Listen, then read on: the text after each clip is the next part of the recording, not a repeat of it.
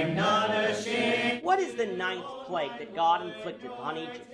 This is the question that we seek to answer today as we continue our verse-by-verse study of the book of Exodus on walking through the Bible. His word, the glory of his cross. If you have a Bible with you, turn to Exodus chapter 10. We're going to be reading from verses 21 to 29. If you don't have a Bible, don't worry. Just follow along with us on the screen. The version that we'll be reading from is the New King James Version. So, Exodus chapter 10, beginning at verse 21. Then the Lord said to Moses, "Stretch out your hand toward heaven, that there may be darkness over the land of Egypt, darkness which may even be felt." So Moses stretched out his hand toward heaven, and there was thick darkness in all the land of Egypt 3 days. They did not see one another, nor did anyone rise from his place for 3 days. But all the children of Israel had light in their dwellings. Then Pharaoh called to Moses and said, "Go serve the Lord, only let your flocks and your herds be kept back. Let your little ones also go with you." But Moses said, "You must also give us sacrifices and burnt offerings, that we may sacrifice to the Lord our God. Our livestock also shall go with us, not a hoof shall be left behind, for we must take some of them to serve the Lord our God, and even we do not know with what we must serve the Lord until we arrive there." But the Lord hardened Pharaoh's heart, and he would not let them go. Then Pharaoh said to him, "Get away from me. Take heed to yourself and see my face no more, for in the day you see my face you shall die." So Moses said, "You have spoken well. I will never see your face again." In this episode, we continue our look at the plagues God inflicted upon Egypt as a result of Pharaoh's refusal to let the children of Israel go. We thus far have seen 8 plagues: the plague of the water in the Nile turning into blood, the plague of an overabundance of frogs brought out of the Nile, the plague of lice or ticks, the plague of flies, the plague of pestilence or disease causing death of all the cattle in the field, the plague of boils, skin ulcers that turned into running sores, the plague of hail, and the plague of locusts. Pharaoh was given a chance after each of these plagues to obey the word of the Lord, but after each time he refused, and so God continued plaguing Egypt. We now come to the 9th plague, the plague of darkness. Since this is the 3rd plague in the 3rd set of plagues, following the pattern, this plague came without warning.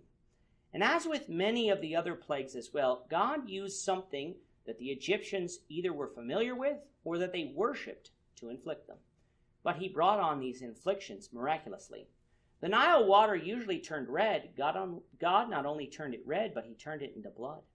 Out of the Nile, frogs were known to come forth, but he brought them forth in such abundance the frogs were everywhere. The same with the last plague, the plague of locusts. Locusts had swarmed Egypt before, but not in such quantities. So too it was with the darkness. At the vernal equinox, mid to late March, which is what we know around this time is because of the events surrounding the 10th plague, the southwest wind from the desert blows for about 50 days, not all of the time, but in waves.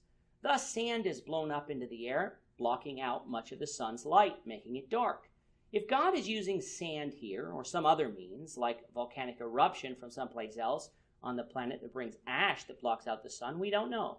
What is for certain, though, is that this darkness is caused by the hand of God, for this darkness was worse than the Egyptians had ever experienced. Verse 21 says that the darkness sent by God could be felt. This is a figure of speech used here, meaning that in order to move around, you would have to feel your way around because you could not see. In fact, the Egyptians did not even attempt to move around, but stayed in their homes for 3 days until the darkness passed. Despite God bringing darkness on all of Egypt, in the land of Goshen, where Israel was, there was light.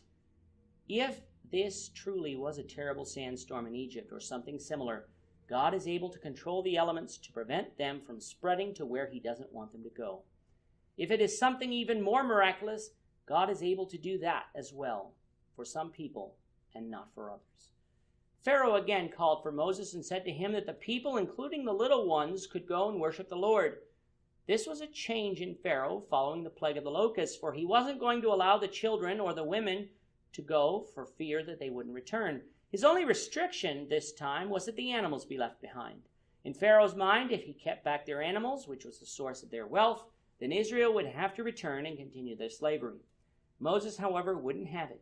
He told Pharaoh that they needed the animals for sacrifice. Unless Pharaoh get the idea that they could bring some of the animals, but not all, Moses then told Pharaoh that they didn't know which animals the Lord wanted, so that they would have to bring them all. Upon hearing this, Pharaoh's heart was again hardened, and he changed his mind, thus not allowing the people to go. Pharaoh was so angry with Moses that he banished Moses from his presence and warned Moses that if he ever returned to him again, Moses would die. Moses thus agreed with Pharaoh and departed, vowing not to return. We'll see what happens after this in the next episode. With that, our time is up for today. The Lord willing, we hope you'll join us for tomorrow's discussion of Exodus chapter 11, verses 1 to 10, as we continue our walk through the Bible, one verse at a time. I'm not ashamed. Thank you for watching today's episode. We hope that you found it edifying and ask that you not only subscribe to our channel and podcast, but that you like and share this episode among your friends, so that the saving gospel of Jesus Christ can go out to the whole world. Of his cross.